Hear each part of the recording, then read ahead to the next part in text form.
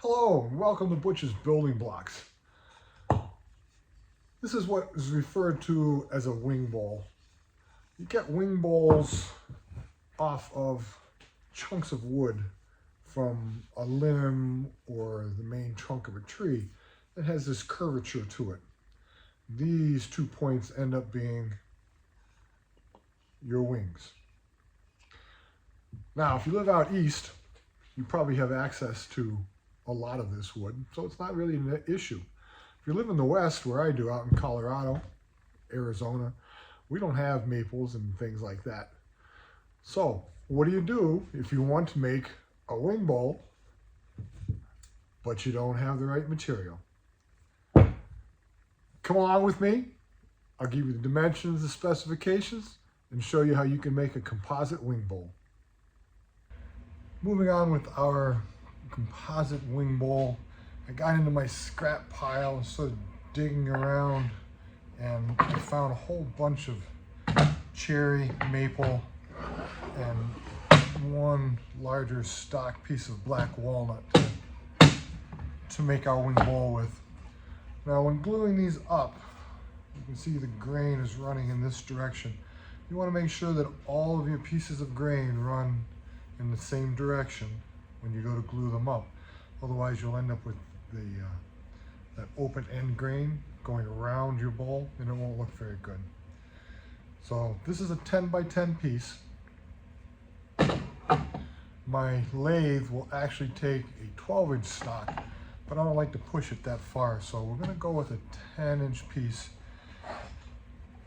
Each one of these pieces I will cut down by 1 inch. So the first one will be 10, the second one will be 9, this one will be 10 by 8, 10 by 7, and 10 by 6.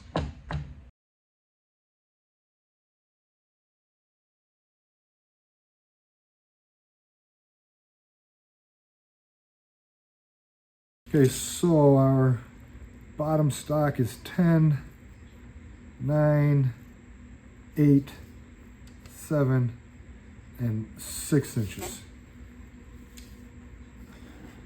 The length of them is all at 10. When I stack them all up, we have a little bit over 6 inches in vertical height there. This is the piece that we'll glue up,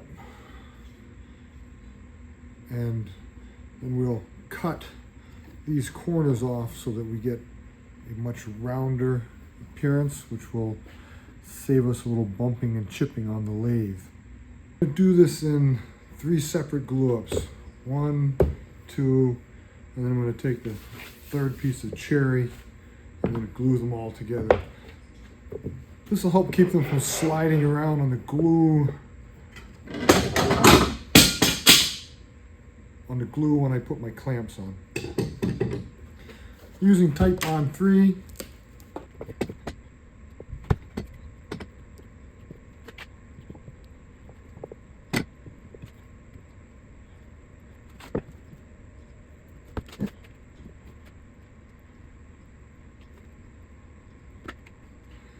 Okay, now I'll put 3 or 4 clamps on each one. Make sure that we have pressure all across all these spaces.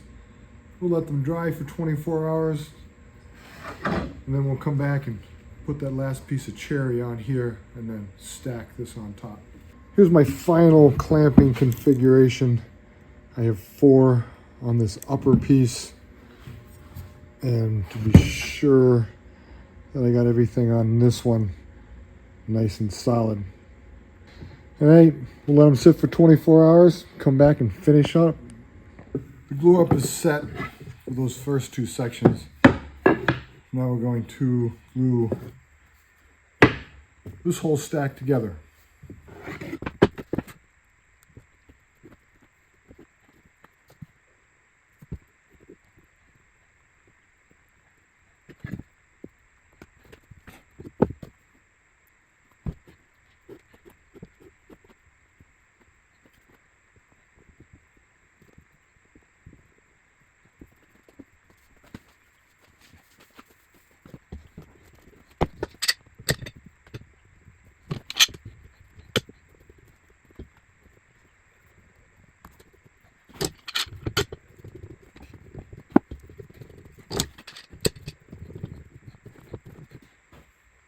And there it is.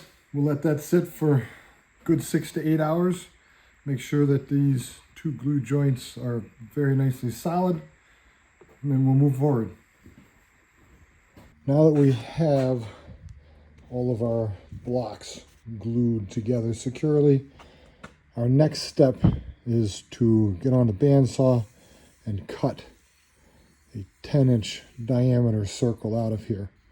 This does two things. One, between point to point, it's over 12 inches, so I couldn't get it on my lathe if I wanted to. And the other thing is, while it's rotating, when my tool hits here, with this sharp edge, we're going to peel big chunks off and make it harder.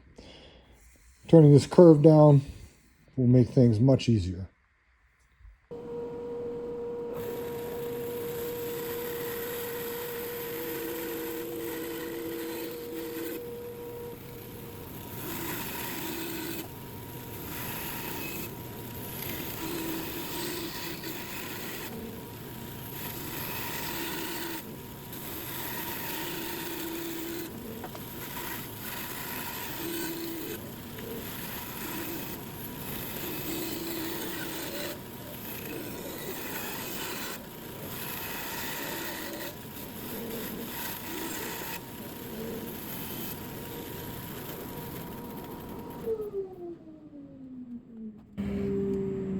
So now we've taken off a fair amount of waste.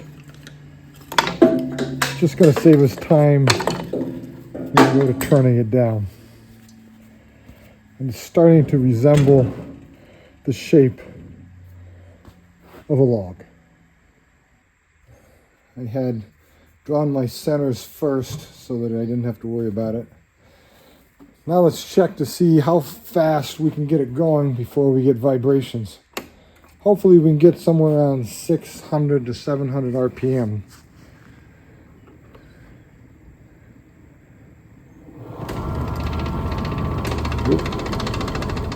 Got vibration, let's back it down.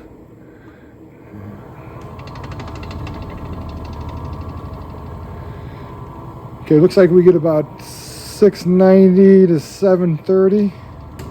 That should be a good starting point.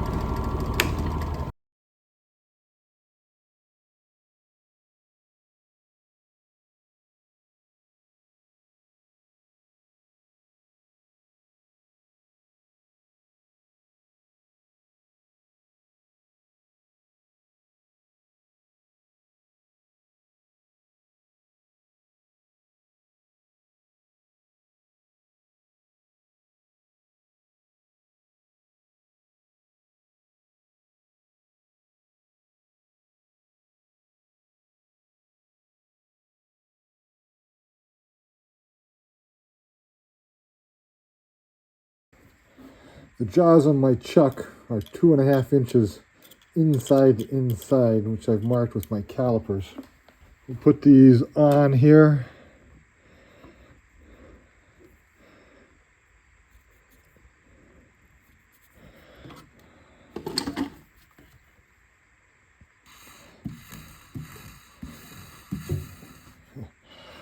I know that my groove has to go from this side in so that my jaws can constrict on them.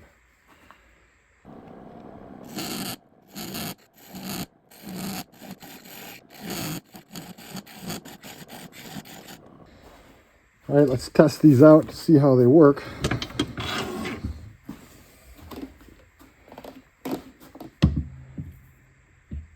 Okay, so I have to cut them further in, get them to fit.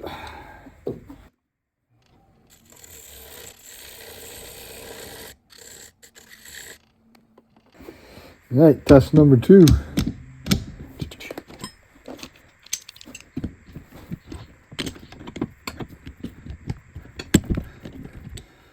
There we go, nice solid fit. We've got our groove for our jaws. Let's carve this base a little bit, give it a nice taper.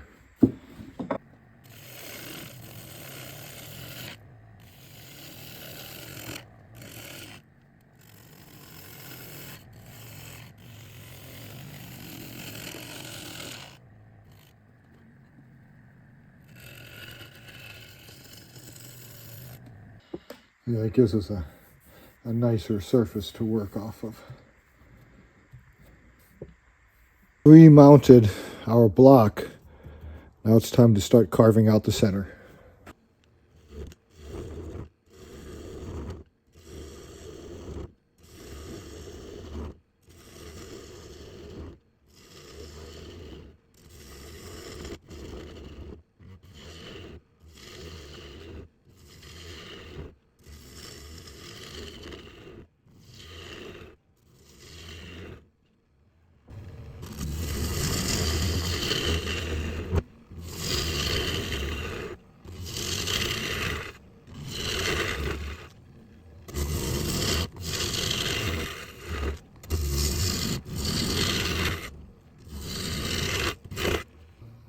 Okay, it's time to switch over to the interior bowl rest, which will sit in here, give me more stability when I'm at the bottom.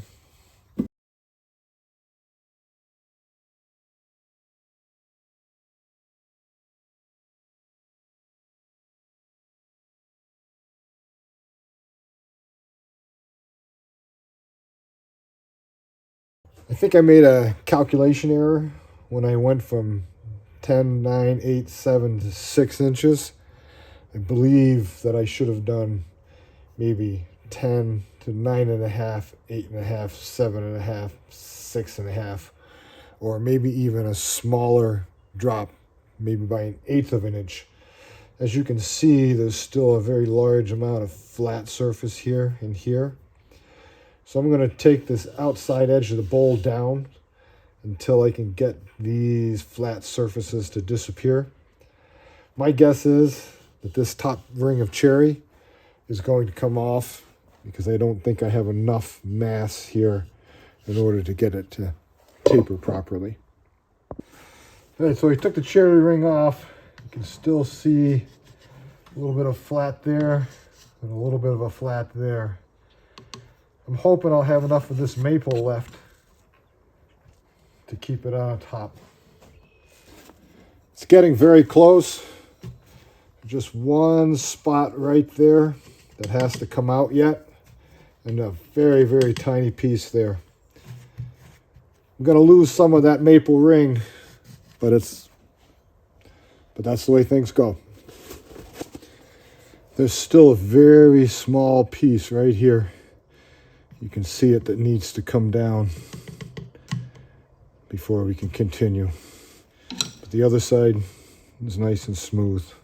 So we'll be able to maintain some of the maple ring, but not all of it.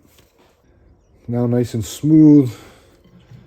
There's no divots, no glue, and smooth. So we'll continue from here. It's a little thin on the top. I'll take that down a little bit more. Then we'll carve out the interior. We've got the bowl interior done. The shape is done. Now let's start to sand these edges down.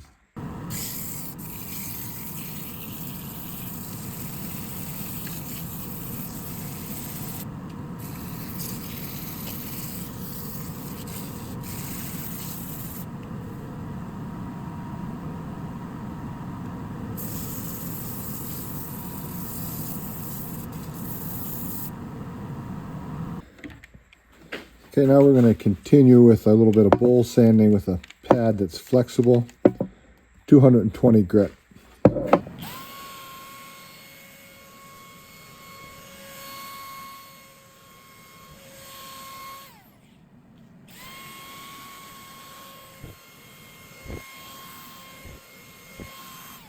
That put a nice shine on it, which you can see right here. Some tool markings that need to still come out. A little bit of tool marking here.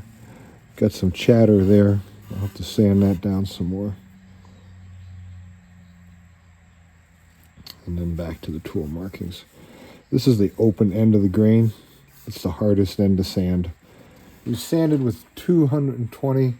Between each sanding, we're going to do a water pop to help pull up any of those little fibers of the boards that might be laying down. We'll give that some time to dry, and then we'll come back with 320 grit and sand it down and see how she looks.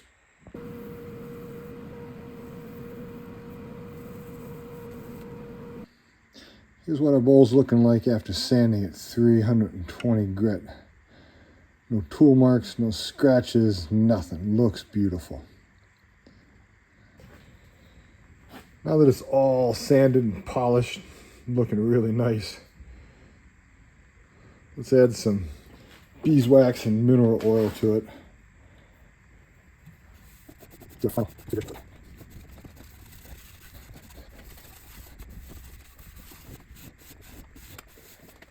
For our final step, we end up with the raised portion here where our jaws clamped on to hold it off. Some people have the ability to put something in here and expand it, put it back on the lathe and turn it down. I do not. So what I'm going to do is use my router to carve this down.